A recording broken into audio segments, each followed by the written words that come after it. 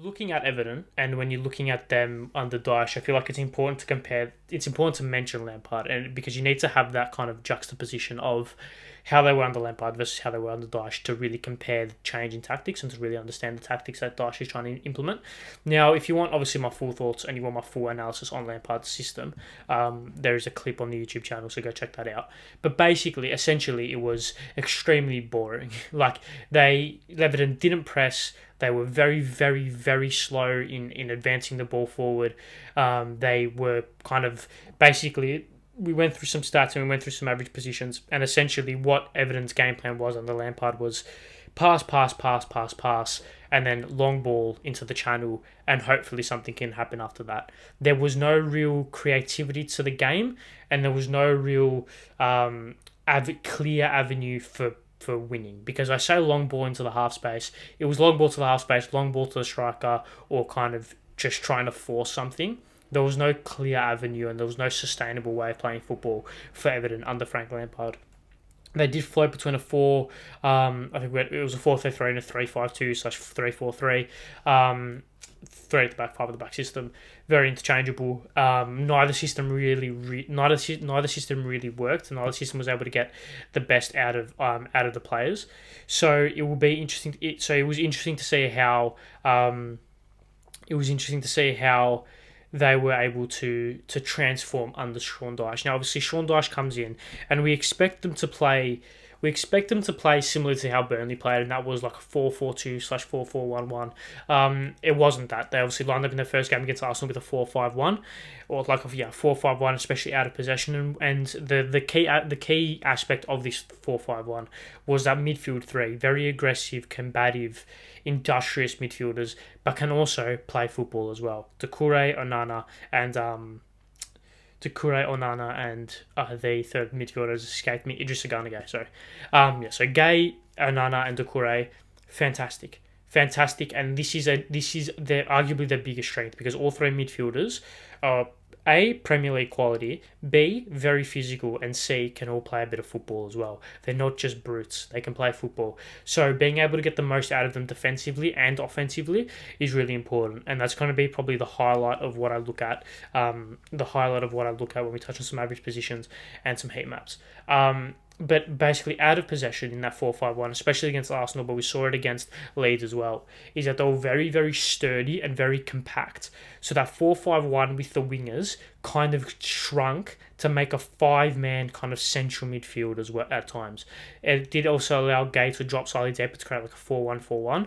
But what this meant is that it forced teams outside, it forced teams out wide, and it forced teams to basically just whip in cross, and force teams to play in those half spaces and play in those channels where Everton can essentially box teams out and move as a team to box teams out and push them even further out wide and push them deeper to get these like long floating crosses into the box, really being a team's only way of attacking Everton under Sean Dyche. If we bring up some average positions, should I do that? Yeah, let's do that. Bring up some average positions. This was from their game against Leeds. So what we can see here is a very, very, very clear structure. That four at the back, Gueye sitting deep, to Doucouré on that left hand side with Iwobi, Onana playing more centrally, but in his average positions, but really he was playing out wide with McNeil and Maupay being that central fulcrum. This is a very clear way of playing football, and this is going to be even clearer when I bring up some heat maps a little bit later on. But the way Everton like to attack, and this is something that I was interested to see how it would work, because I was interested to see how Everton would attack under Sean Dyche, and it's something which I don't really think we've seen from a Sean Dyche team. Now I'm going to bring up this heat map. It has worked great. This heat map is, while it might be confusing on the naked eye, but basically this is the combined heat map for both Dwight McNeil and Onana. I'm pretty sure, yes.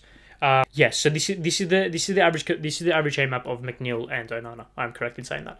So basically, what this shows is that Everton and Dyche are trying to get numerical overloads on either flank, And this will be brought up when I bring up this heat map, which, if you can connect the dots, is the heat map for Alex Iwobi and Doucouré on the other side. If we let's just bring up this one because it's the first one I showed.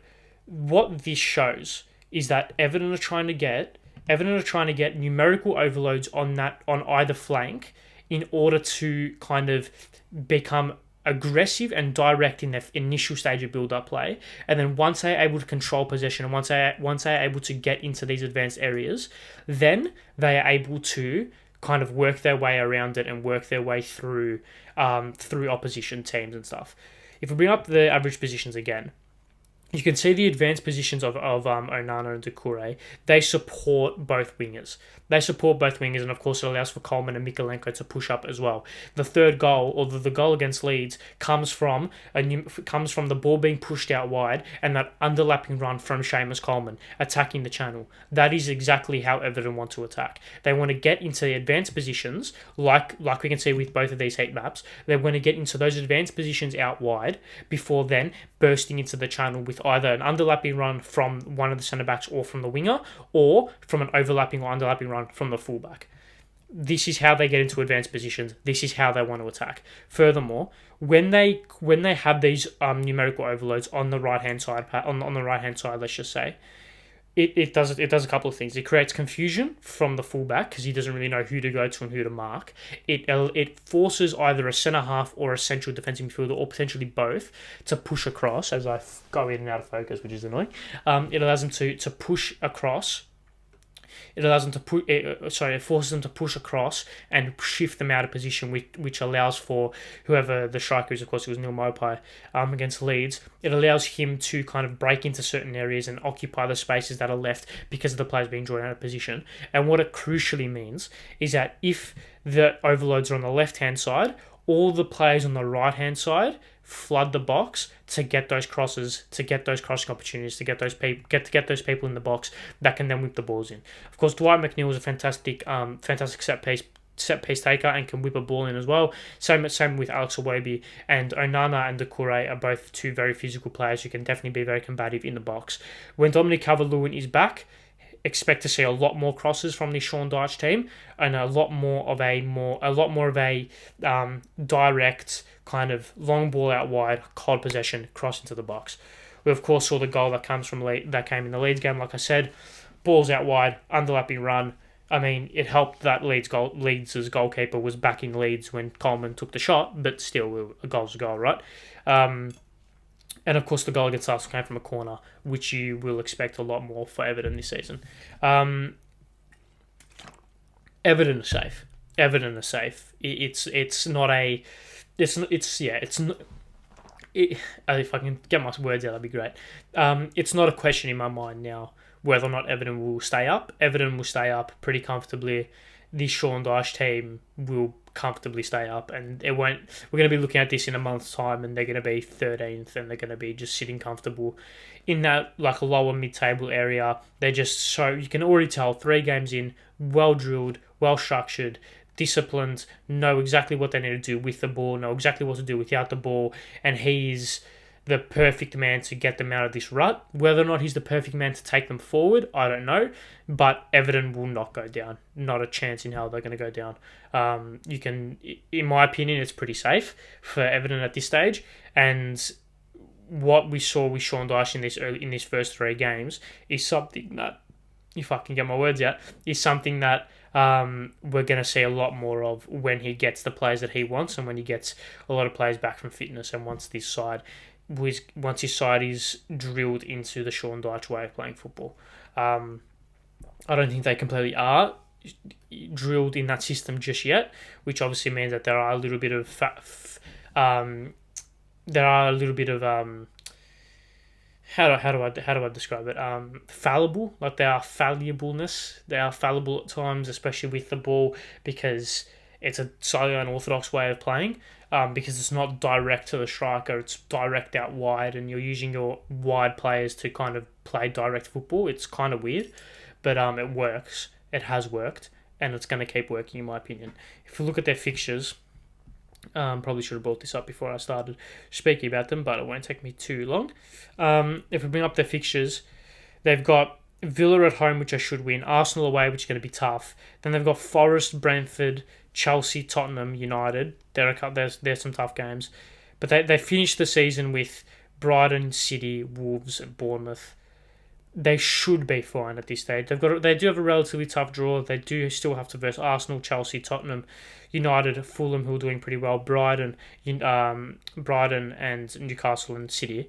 But when you look at the games at Leicester away, they should be looking to win that. Wolves away, Bournemouth at home, Palace away, even Fulham at home, they should be looking to win that. Forest away, Villa at home. They should, if you're looking at 40 points, they've got 15 games to get 20 points. 20 points, 20 divided by 3 is, 20 divided by, 3 times 5 is 15. So it's 7 wins. Can I get 7 wins from 15? They have to win under half of their games to get 40 points. I think more than 30 points. I think around 36, 37 will keep them safe. So they'll be fine. Everton will be fine. They shouldn't really worry about going down this season, in my opinion. There are definitely 3 worse teams. Southampton are worse. Bournemouth are worse, in my opinion. Leeds, despite me not wanting them to be worse, I think they are. West Ham are struggling. Wolves are struggling. Leicester, I think, will be fine. Forest will struggle, I think, as well. So yeah, there are definitely worse teams. So they shouldn't be too stressed, in my opinion, about going down. They'll be okay. And we can see from these tactics here that structured, just well drilled. Nothing to be worried about for Everton, in my opinion. They'll be fine. They'll be sweet. So yeah. That is all I want to speak about with Everton.